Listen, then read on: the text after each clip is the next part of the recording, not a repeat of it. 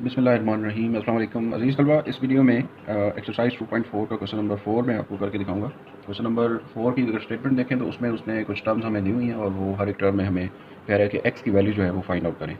तो ये जो क्वेश्चन है इसमें हमने लॉगरिथम के रूल्स को इस्तेमाल करना है। इसके अलावा जो एक्सरसाइज 2.2 थी जिसमें हमने किसी भी टर्म को एक्सपोनेंशियल फॉर्म में और एक्सपोनेंशियल फॉर्म से लॉगरिथमिक फॉर्म में कन्वर्ट करना सीखा था, तो वो तमाम जो तरीके हैं वो इसमें इस्तेमाल करके हमने एक्स की वैल्यूज़ को फाइंड आउट करना है। जैसा कि इस क्वेश्चन की स्टेटमेंट में आपको log 2 plus log x equals to 1 given है।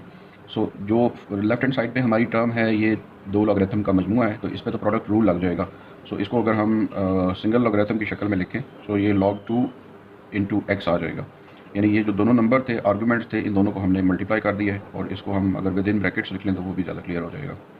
अब यहाँ पे हमें जो लॉगरिथम दिया गया है तो इस लॉगरिथम की बेस कोई नहीं गिवन। तो मैंने आपको पहले भी बताया था एक वीडियो में कि जिस लॉगरिथम की बेस गिवन ना हो उसकी बेस जो होती है वो 10 होती है। तो यहाँ पे हम अगर बेस इसकी लिखना चाहें तो वैसे तो 10 लिखा नहीं जाता, अंडरस्टूड होता है, लेकिन यहाँ पे आपको क्लियर करने के लिए मैं यहाँ पे 10 लिख लूँगा। अब ये हमारे पास लॉगरिथमिक फॉर्म में आ गया है। हम इसको लॉगरिथमिक फॉर्म से एक्सपोनेंशियल फॉर्म या पावर फॉर्म के अंदर लिखेंगे। अब उसको पावर फॉर्म में लिखने का जो तरीका होता है एक्सरसाइज 2.2 जिस तरह आपने पहले समझी हुई है। सो जो बेस होती है, बेस में जो नंबर होता है उसकी पावर जो होती है वो राइट साइड पे लिखी होती है। यानी इसको अगर हम एक्सपोनेंशियल फॉर्म में लिखेंगे तो ये हमारे पास आ जाएगा 10 रेज़ टू द पावर 1 और इक्वल किसके जो आंसर होता है वो यहाँ पे हमारे पास आर्गूमेंट के तौर पर लिखा हुआ होता है, तो ये इक्वल टू एक्स 2x आ जाएगा। अब यहाँ से हमने सिंप्लीफाई करना है। ये जस्ट 10 है हमारे पास और ये 2x है और दोनों आपस में इक्वल है, तो x की वैल्यू चूँकि हमने फाइंड आउट करनी है तो ये 2 जो है वो यहाँ पे 10 के नीचे आके डिवाइड हो जाएगा। सो 10 डिवाइडेड बाई 2 आपके पास इक्वल टू x आ जाएगा और x की वैल्यू अगर 10 डिवाइडेड बाई 2 को हम सॉल्व करें तो वो 5 आ जाती है। सो ये पार्ट नंबर 1 जो है क्वेश्चन नंबर 4 का, उसमें हमने x की वैल्यू फाइंड आउट कर ली है।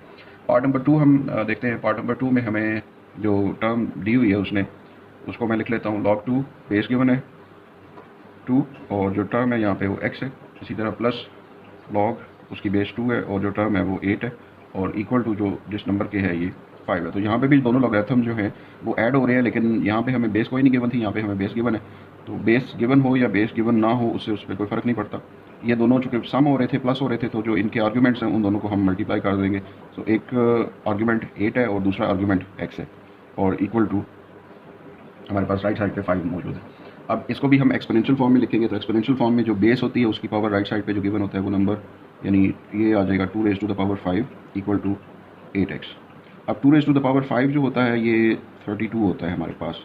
2 टाइम्स आपने 5 टाइम्स जो है ना वो 2 को मल्टीप्लाई करना है और इक्वल टू 8x आ जाएगा। अब चूँकि यहाँ पे भी हमने x की वैल्यू फाइंड आउट करनी है तो ये 8 32 के नीचे आके डिवाइड हो जाएगा। तो 8 डिवाइडेड बाई 32 डिवाइडेड बाई 8 जो है वो आपके पास इसका आंसर आ जाएगा जो कि 4 होता है। सो ये पार्ट नंबर 2 जो है वो हमारा यहाँ पे सॉल्व हो जाता है। उसके बाद हम पार्ट नंबर 3 की तरफ चलते हैं। सो पार्ट नंबर 3 में हमें जो क्वेश्चन गिवन है उसमें हमें 81 to the power x given है, जबकि राइट साइड पे हमारे पास 243 है और उसकी जो पावर है हमारे पास x plus 2 times x plus 2 है। अब लेफ्ट एंड राइट दोनों साइड्स पे हमारे पास नंबर्स है, लॉगरिथम यहाँ पे हमें कोई नहीं गिवन। सो हमने क्या करना है कि 81 की भी सिम्प्लिफिकेशन करनी है और 243 की भी सिम्प्लिफिकेशन करनी है। 81 जो होता है इसको अगर मैं डायरेक्टली लिखूँ तो ये 3 रेज़ टू द पावर 4 होता है और होल पावर x आ जाएगा, जबकि 243 जो होता है ये 3 की पावर जो है वो 5 होता है और इसकी पावर x प्लस 2 आ जाएगा। अब नेक्स्ट स्टेप में हम ये जो डबल पावर्स हैं इनको मल्टीप्लाई कर देंगे। सो ये 3 पावर 4 टाइम्स x जो है वो 4x हो जाएगा, जबकि यहाँ पे 3 और 3 की जो पावर 5 है x प्लस 2 से मल्टीप्लाई होगा तो ये 5x प्लस 5 2 10 हो जाएगा। अब दोनों तरफ हमारे पास लेफ्ट हैंड साइड पे भी और राइट हैंड साइड पे भी जो बेसिस हैं वो सेम हो गई हैं। यहाँ पे भी बेस 3 है और यहाँ पे भी जो बेस हमारे पास है वो 3 है। सो जब बेसिस इक्वल हो जाए तो उनकी जो पावर्स होती हैं उनको हम कंपेयर कर लेते हैं। तो हम दोनों की जो पावर्स हैं उनको यहाँ पे कंपेयर करेंगे। एक तरफ पावर 4x है जबकि एक तरफ पावर हमारे पास 5x प्लस 10 है। अब इसको सिंप्लीफाई करना है। सिंप्लीफाई कैसे करेंगे?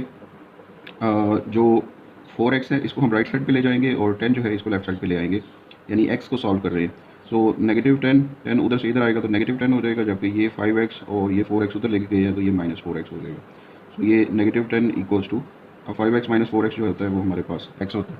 तो ये हमारे पास x का जो है हमने वैल्यू फाइंड आउट कर ली है और ये ही इसका आंसर है हमारे पास। पार्ट नंबर 4 पे हम चलते हैं। पार्ट नंबर 4 में हमें जो टर्म दी गई है वो 1/27 to the power x minus 6 ये हमारे पास लेफ्ट साइड पे गिवन टर्म है, जबकि राइट साइड पे हमारे पास जो 27 जो है वो इसका राइट साइड दिया हुआ है। अब लेफ्ट हैंड साइड और राइट हैंड साइड पे हम अगर देखें तो सॉल्व करने वाली हमारे पास एक ही टर्म है, जिसमें 27 जो है ये फ्रैक्शन के नीचे है डिनोमिनेटर में, इसको हम न्यूमिनेटर में लेके चलेंगे। तो न्यूमिनेटर में लेके जाने से क्या होगा, इसकी जो पावर है जो फ़िलहाल हमें नज़र नहीं आ रही वो -1 हो जाएगी, क्योंकि यहाँ पे इसकी पावर 1 है। जब हम इसको डिनोमिनेटर से न्यूमिनेटर में ऊपर शिफ्ट करेंगे तो इसकी पावर जो होगी वो नेगेटिव हो जाएगी, जबकि इसकी whole power x - 6 as it is रहेगी। राइट साइड पे हमारे पास 27 है, उसको हम उसी तरह लिखा रहने देंगे।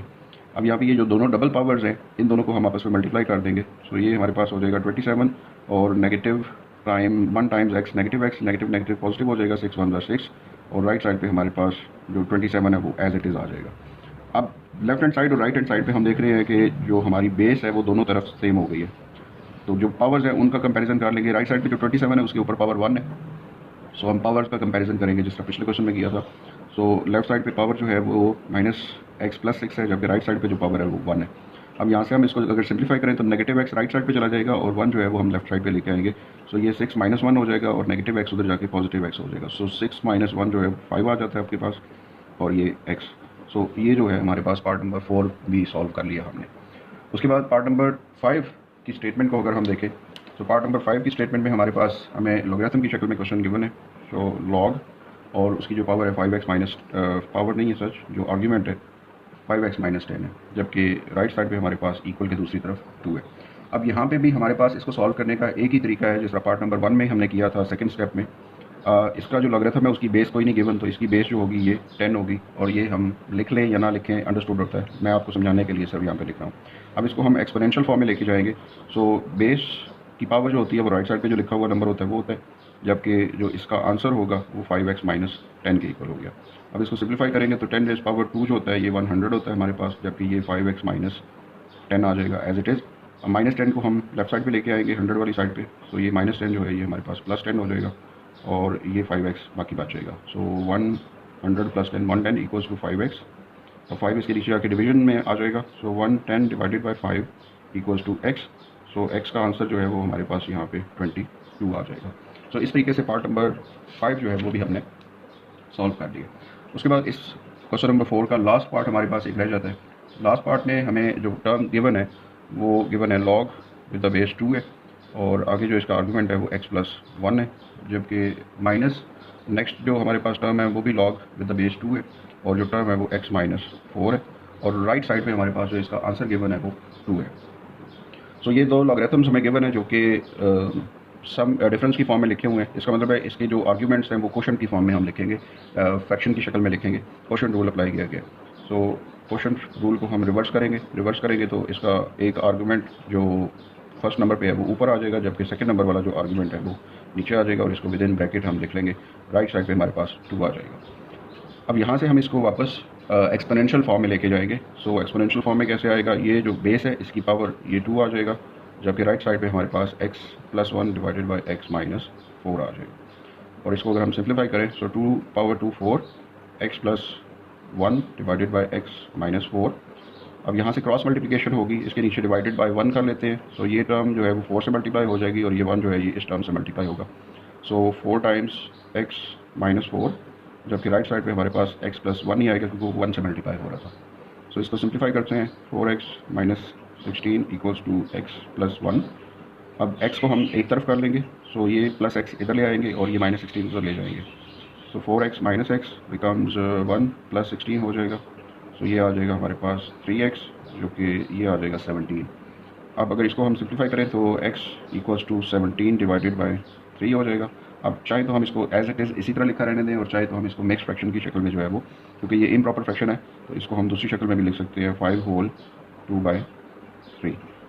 सो इससे कोई फ़र्क नहीं पड़ता, आप चाहे इस आंसर को इस तरह लिखें या इस तरह लिखें, उससे कोई फ़र्क नहीं पड़ता। आंसर हमारा जो है वो हमारे पास क्लियर हो गया। तो उम्मीद है कि आपको क्वेश्चन नंबर 4 के जितने भी पार्ट्स इस वीडियो में करवाए गए हैं उनकी समझ लग गई होगी। अगर आपको कहीं से कोई दुश्वारी पेश आती है तो आप दोबारा से उस वीडियो के हिस्से को रिवाइज़ करके तो समझ सकते हैं उस पार्ट को। बहुत शुक्रिया।